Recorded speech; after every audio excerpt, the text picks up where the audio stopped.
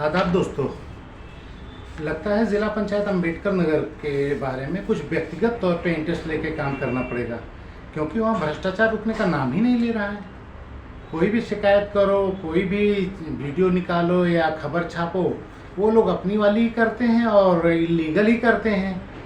यहाँ तक कि माननीय मंत्री जी से भी इसके बारे में शिकायत की गई, उन्होंने प्रमुख सचिव से जाँच करवा दी, उसके बाद भी ये नहीं सुधर रहे हैं। अभी वर्तमान में मैंने 2 दिन पहले एक वीडियो निकाला था इनके टेंडर प्रक्रिया के संबंध में, जो ये लोग फर्जी टेंडर निकालते हैं और अपने आदमियों को देने के लिए क्या क्या प्रक्रिया अपनाते हैं। तो उसमें मैंने बताया था एक 24 दिसंबर को इन्होंने ऑनलाइन टेंडर निकाला था 21 करोड़ का था, और एक ऑफलाइन निकाल दिया था 28 दिसंबर को 4 करोड़ कुछ लाख का। तो वो तो निरस्त हुआ हाई कोर्ट से, लेकिन 24 दिसंबर वाला जो था वो लीगल था, उसको निरस्त होना नहीं था। लेकिन 24 दिसंबर के बाद भी ये लोग आज तक उस पर वर्क आर्डर नहीं जारी किए। कहते क्या थे कि हमने टेक्निकल खोल लिया, फाइनेंशियल नहीं खोल पाए क्योंकि हमारे यहाँ अभियंता नहीं, वो ट्रांसफ़र हो गए। चलो ठीक है, मान लिया ट्रांसफ़र हो गए, अब आ गए तो करना चाहिए था। 20 मार्च को अभियंता आ गए, अब उनसे खुलवा के तुम टेंडर निकाल के लोगों को वर्क आर्डर दे देते। लेकिन वहाँ वर्क आर्डर देना ही नहीं था, क्योंकि बहुत से टेंडर लड़ गए थे। इनके यहाँ 3 लोग फिक्स हैं ठेकेदार, उन्हीं को इनको देना रहता है। उससे ज़्यादा अगर कोई भर देता है तो टेंडर निरस्त करते हैं या कोई और प्रक्रिया करते हैं। कुछ महीने पहले तक ऐसा होता था अम्बेडकर नगर में, कोई भी टेंडर निरस्त कर देता था ये कह के अपरिहार्य कारण।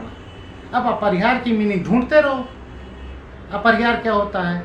मैंने कई बार लोगों पे आपत्ति की, टांडा नगर पालिका और किछोछा नगर पंचायत और ये लोग भी अपरिहार्य कारण करके, तो बाद में अपरिहार्य की मीनिंग बतानी पड़ी, तब से जाके अपरिहार्य कारण लिख के नहीं आया। इतना सुधार हुआ है।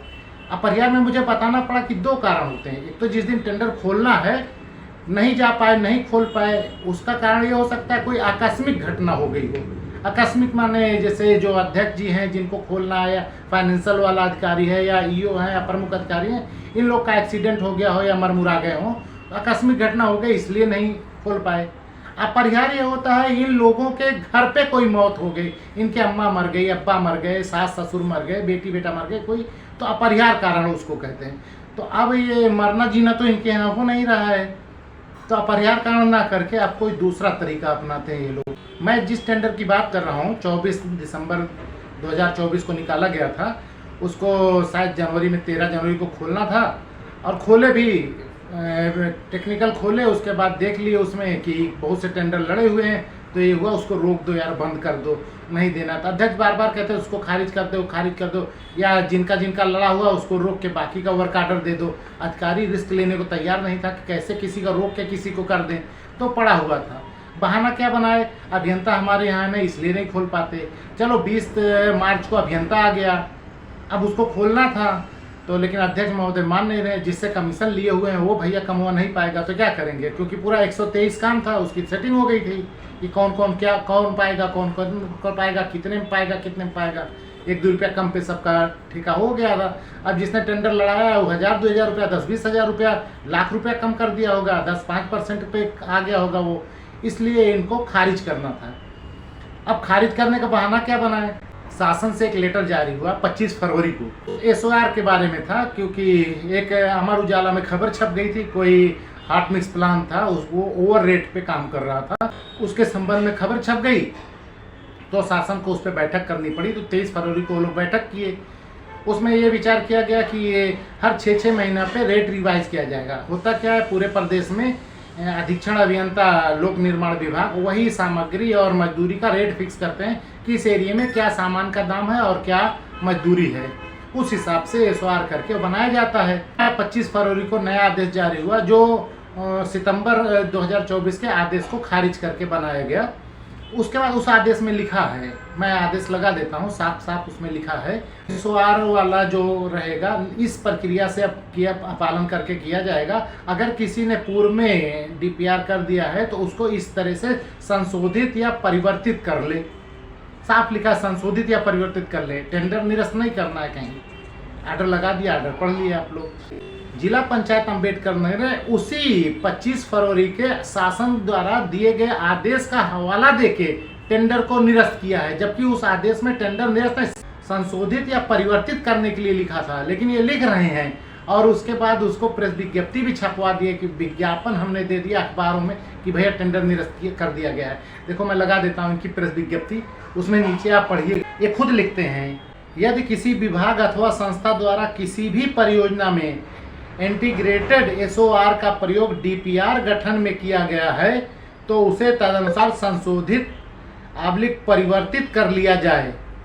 साफ साफ इसने लिखा है कि शासन ने ये हमको निर्देश दिया है कि संशोधित परिवर्तित कर लिया जाए। आगे लिखता है, उसी के अनुपालन में अभियंता जिला पंचायत के पदभार ग्रहण करने के उपरांत निविदा समिति द्वारा समयवत विचारोपरांत 24 दिसंबर को जारी निविदा को उसी स्तर पर निरस्त करने की संस्तुति के आलोक में माननीय अध्यक्ष द्वारा निरस्त कर दिया गया है। कहाँ उसके आलोक में कर रहे हो यार, कहाँ उसके आदेश का अनुपालन कर रहे हो? उसने कहा संशोधित परिवर्तित, निरस्त तो कहीं लिखा ही नहीं है, लेकिन हुजूर आला ने निरस्त कर दिया कह के। अच्छा, छुपा लेना चाहिए था, लिखना नहीं चाहिए था कि उसने शासन वाले आदेश में लिखा है संशोधित परिवर्तित और हम निरस्त कर रहे हैं। उसको उतना छुपा लेता, कहता है शासन का एक आदेश आया है जिसपे हम इसको निरस्त करते हैं। अब इसको कोई लेके कोर्ट चला जाए, अभी देखो इनकी नानी याद आ जाएगी। मैटर क्या है कि इनको बहुत जल्दी है, 26 तारीख तक बजट वापस जाना पड़ेगा, इनको पूरी डिटेल देनी पड़ेगी, कितना हमने काम किया, कितना खर्चा किया, कितना पेंडिंग है, कितना वो भुगतान पेंडिंग है, वर्क आर्डर कर दिया। अब इसमें तो वर्क आर्डर कहीं है नहीं, तो ये सोचे 26 तारीख से पहले कोई विज्ञप्ति जारी करवा ले, भाई निविदा विज्ञप्ति आ गई है, इतना पेंडिंग होल्ड हो जाएगा हमारे यहाँ बजट। ऐसा नहीं है, अगर कोई चला गया कोर्ट ना तो ये भी निविदा खारिज होगी, क्योंकि पुरानी निविदा जो थी वो तुमने खारिज कैसे की? तुम जिस शासन के आदेश की बात करते हो उसमें कहीं निरस्त के लिए लिखा ही नहीं, संशोधित परिवर्तित है। और ये हलवा है यार, तुम लोग टेंडर निरस्त कर देते हो। 123 काम है, अगर एक टेंडर में 5 लोगों ने भरा होगा तो कितना आवेदन फॉर्म बिका? एक टेंडर फॉर्म 1180 रुपये में बेचे हो, कुल 7,20,000 रुपये का फॉर्म बिक चुका है और तुम इतना पैसा घड़प कर लिए। क्या फॉर्म का पैसा वापस करोगे?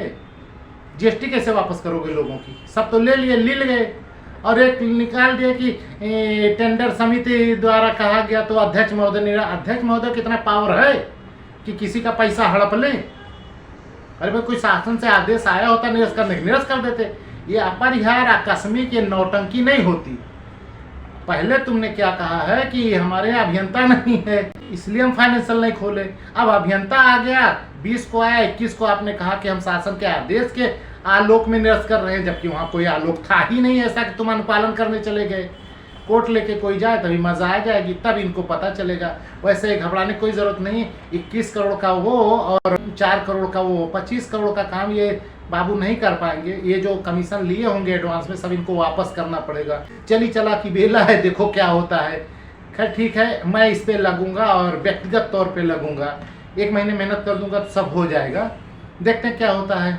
और अपर मुख्य अधिकारी तो ये जाएगा, ये जेल जाएगा, क्योंकि इसको ये मनोज कुमार सिंह जी जब प्रमुख सचिव पंचायती राज विभाग थे तो इसको एक बार निलंबित भी किए हैं। दूसरी बार का मौका आ गया है, लेकिन अब की बार निलंबित नहीं, पहले FIR हो, जेल जाए, उसके बाद निलंबित हो। तो देखते हैं।